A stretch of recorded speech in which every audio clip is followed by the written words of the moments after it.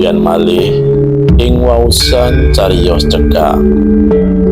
Ing mriki kula badhe maos cariyos cekak ingkang karipta dening Nini Klenyem kanthi ira-iraan dak wurungake anggonku pindah.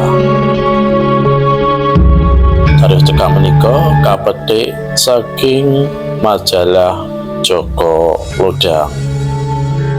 Sugeng midhangetaken.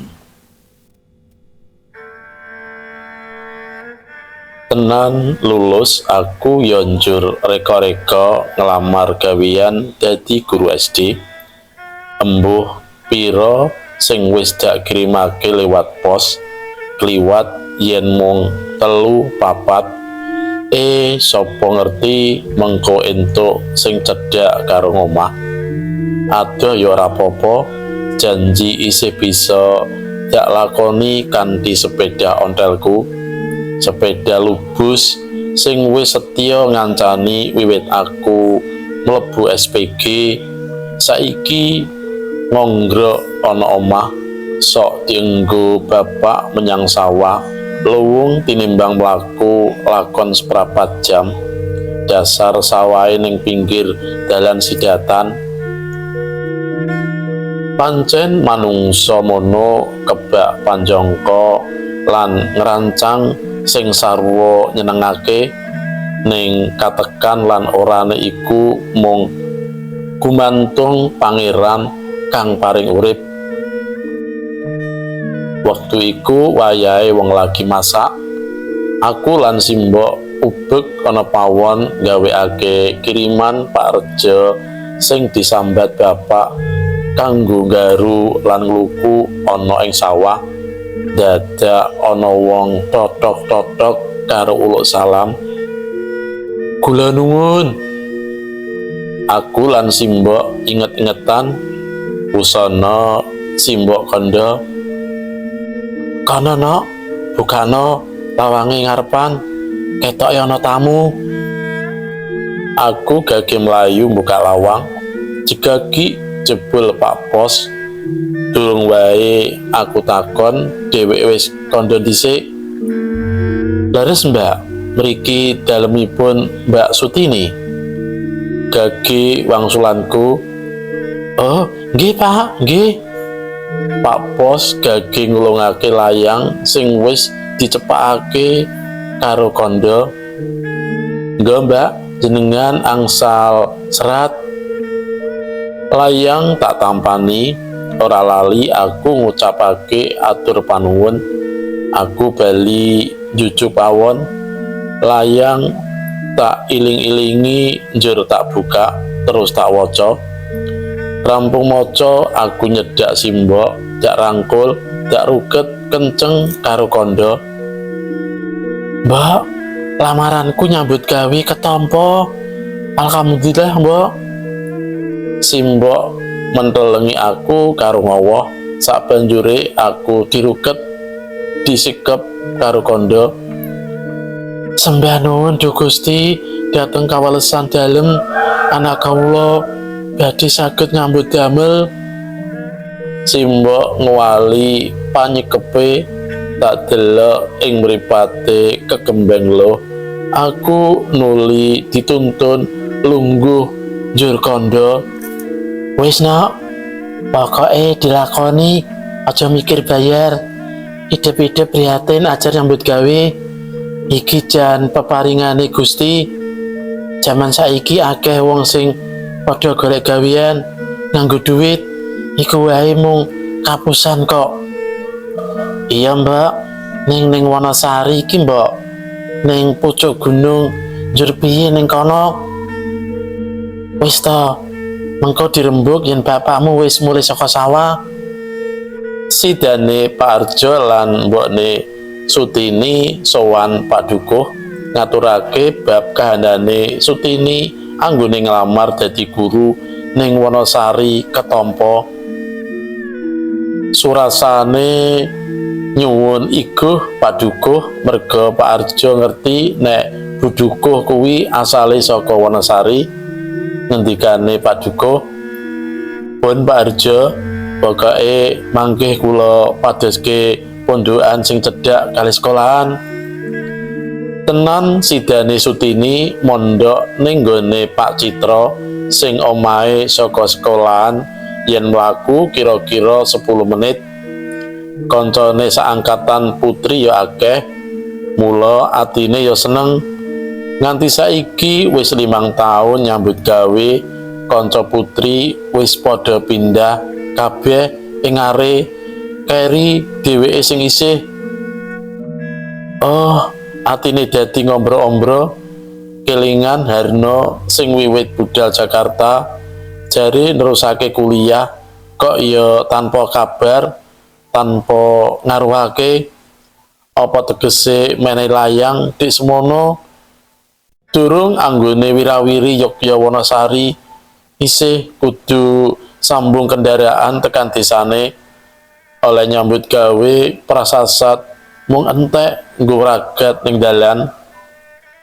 Ning mbokne tansah ngedhekake atine, tembunge, "Sabar ya Nok, sok ra mesti bakal diparingi sembulih dening Gusti Allah." Dinane Jumat waya awan bali saka mulang, Tini atine wiwit riwut antarane arep mulih utawa ora dinane sesuk. Sabtu biasane bubar mulang banjur ngadang kendaraan jurusan Yogya. Ning Tini eling yen sorene ing daleme Pak Dukuh ana rapat muda-mudi. Mongko dheweke minangka sekretaris, cetha ora bisa yen mulih ninggal tugas. Mulane malah njur turun ngaso merga rapat kuwi sok nganti jam 10 bengi. Jam 6:30 Tini karo kanca tanto wis tekan daleme Pak Dukuh. Sing nemoni utawa nyalami kejawa Pak Dukuh uga ana Joko ganteng sing Tini durung tau weruh. Bareng wis padha lenggah, Pak Dukuh ngendika, "Nak Tini, punika anak kula Jatmika, kuliahipun wonten Yogyakarta. Dados Nak Tini mboten nate pinanggih. Sapunika sampun rampung kanthi gondol kesarjananipun." Bar kuwi nuli ngendika karo putrane, "Jat, iki Bu Tini saka daerah Sumberadi, wargane budemu duku ing kono, sing ditugasake pemerintah mulang bocah-bocah ing kene." Bocah loro mantuk-mantuk lan guyu bareng. Rene muda-mudi wis pepak mula rapat banjur diwiwiti.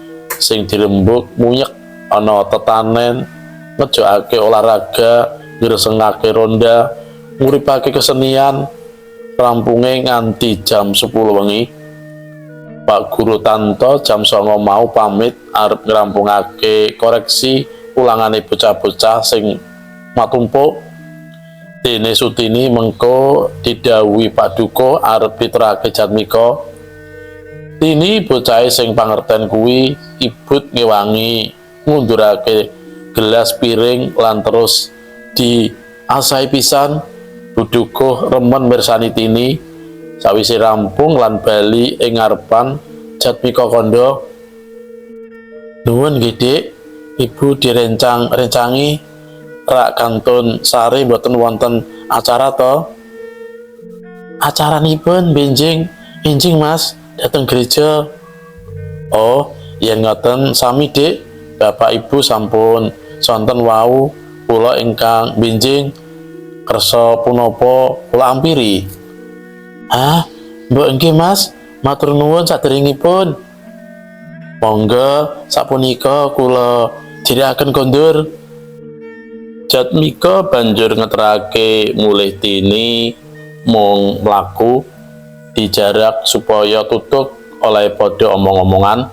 Wong loro srawunge saya cedhak, saya rumaket gawe renane Pak Dukuh sekalian.